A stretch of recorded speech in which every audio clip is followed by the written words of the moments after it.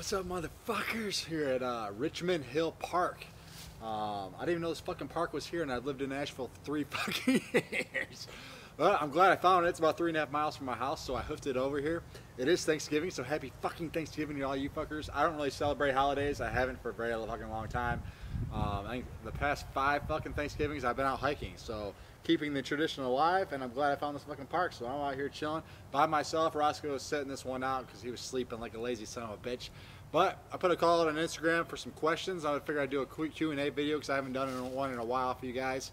And you guys gave me a shit ton of fucking questions, so I'm going to run through these as fast as I can and get as many as I can and answer them to the best of my fucking ability, man. So here we go. All right, first question. Starting my AT through hike in mid-March. Well, congratulations on that. You must be stoked. Did you feel the need for crampons / micro spikes? I'm from Minnesota, so I'm used to that shit, but I'm curious on your thoughts. Did you bring some? I can't remember. Thanks for the videos, man. I did not bring crampons or micro spikes. I left in April, early April, even leaving in mid-March. Micro spikes, I don't know, man. You might need them, you might not. It depends how icy the fucking trail is next year. I didn't really feel a need for them, but they don't weigh that much. So if you're worried about them, haul them, and if you don't need them, send them back home. Crampons, I don't even think, I mean, unless you're starting in fucking January through the Mahoosic Notch, I don't think crampons would be necessary in any fucking circumstance.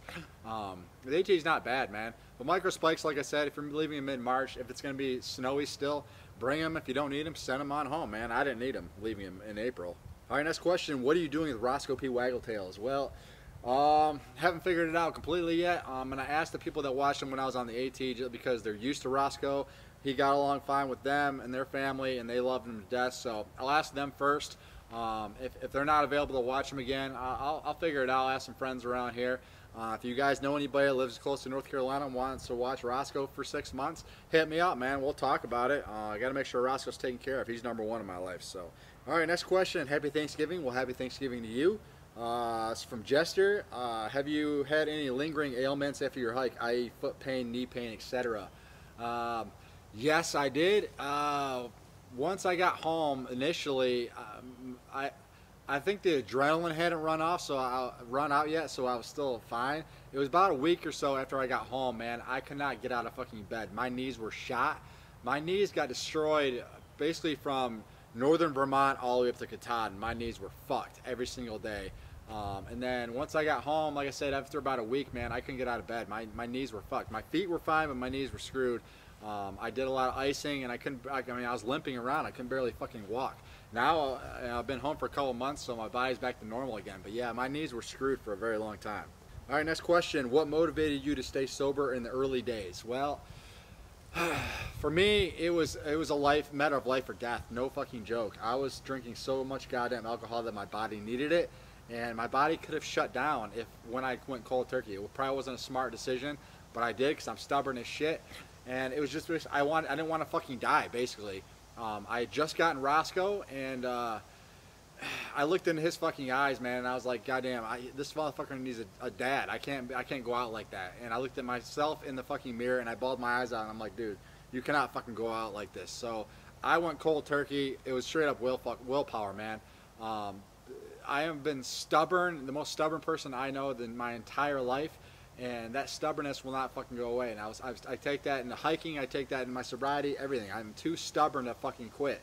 So I basically just said, willpower, man. You're gonna fucking die or you're gonna fucking live. What do you want to fucking do, asshole? So I decided to go cold turkey, and I didn't pick it up again. I'm coming up on my 5-year anniversary next month, December 19th. I'll be 5 years fucking sober, and my actual real birthday is December 18th. My sobriety date is December 19th.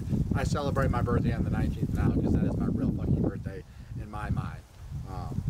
Now, a second note on that: if you are an alcoholic currently and you're looking for motivation to get sober, willpower is not going to work for most people. AA is a great program. It didn't work for me. I tried AA out. It just didn't work for me, but you know, look into other programs around your community, man. There's plenty of support out there.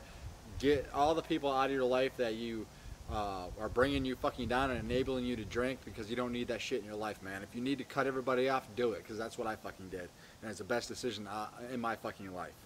All right, next question. I just bought a Wind Rider 3400 with the new pockets, but still can't fit my camera in there. It's the exact same size as the Sony RX100. Well, yeah, it's a pain in the ass. Now, I just got the new pack, okay?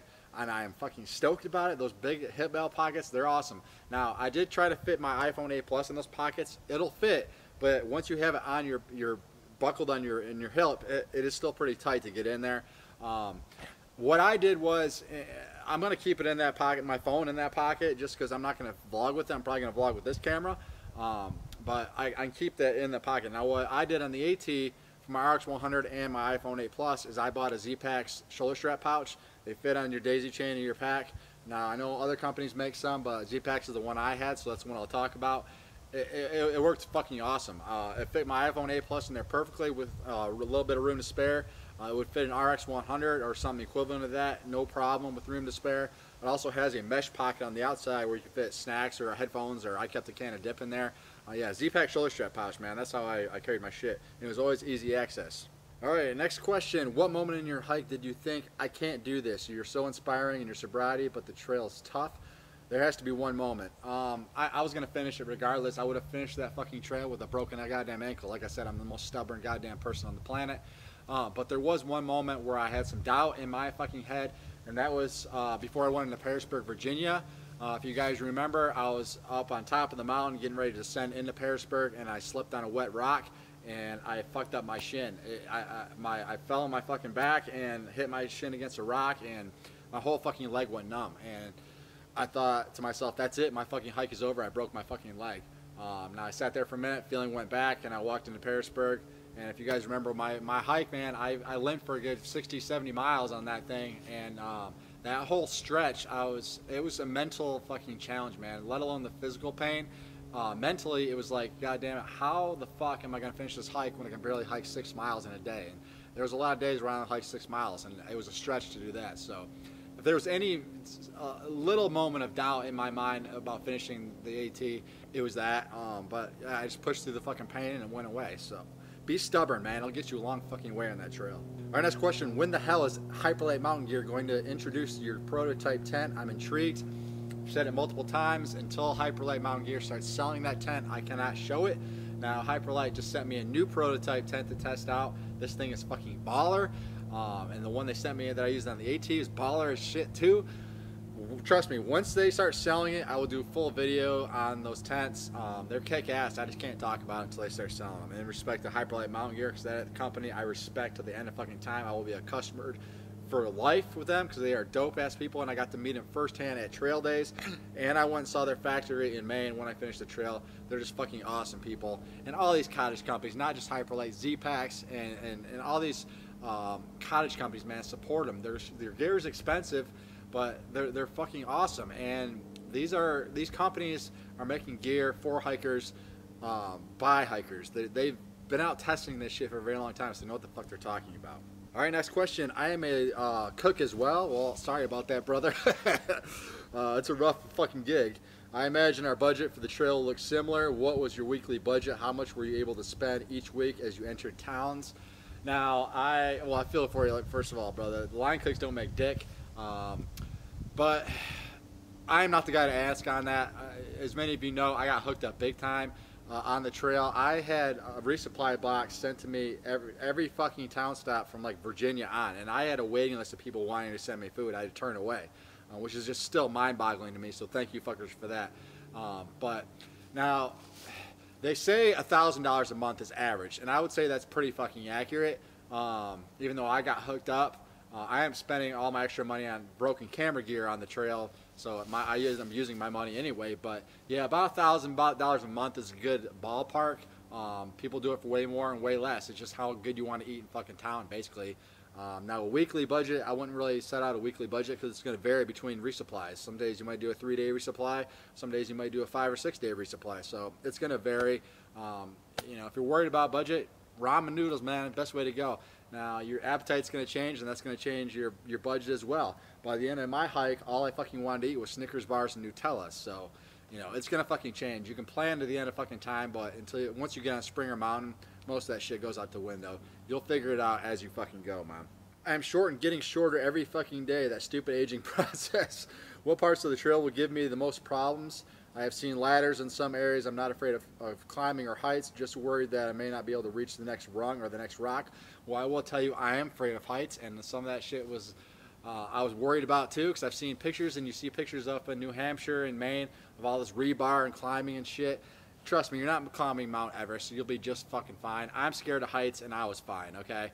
Just make sure you got 3 points of contact, you'll be fine. Now, as far as the height thing is, there's plenty of people out there that are borderline fucking midgets, and they were fine too. If you were worried about it, hike with somebody, they'll help you up a goddamn rung, but it's not as bad as everybody says or thinks. You see pictures of that shit, and it looks pretty sketchy, but even as somebody who's afraid of heights, I was just fine. Knees were shaking a little bit, but just keep 3 points of contact, you'll be fucking fine.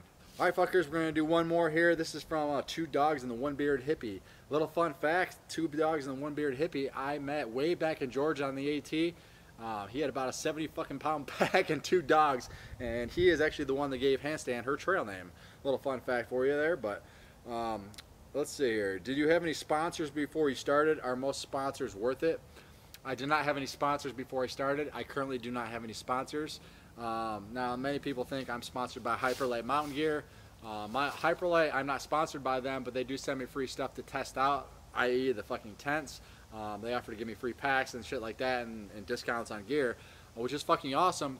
But I'm not sponsored by them. I praise Hyperlite Mountain Gear because I love their fucking gear. I've used it on a through hike. I used it before I went on my through hike and all my section hikings and shakedown hikes. I love that fucking gear company. Now, if you're thinking about getting sponsored or want to be sponsored just to get free shit, don't fucking do that. That is a cop-out, and that is bullshit in my opinion. If Hyperlite's gear sucked, I would tell them it sucked, and I wouldn't fucking use it, okay? I use their gear, and I praise their gear because I fucking know it works, and I love their shit. Now, I love free shit just as much as the next guy. I did get sent free socks by 0.6 Socks, and a couple food companies sent me food to test out. You know, they work. The socks got holes in them. I told them they got holes in them. It's a fucking through hike, you know. Just be honest with companies. Just don't lie to fucking people, especially if you have a YouTube channel, saying the gear is awesome when you know it's fucking bullshit. So, all right, next question he's got was vlogging for the trek and an enjoyable experience. Well, I didn't vlog for the trek. Handstand ended up vlogging for the trek starting out. I was a trail correspondent for their podcast, the Trek's podcast, Backpacker Radio, which I love doing that. But I didn't vlog for them. I have my own YouTube thing, so I didn't vlog for them.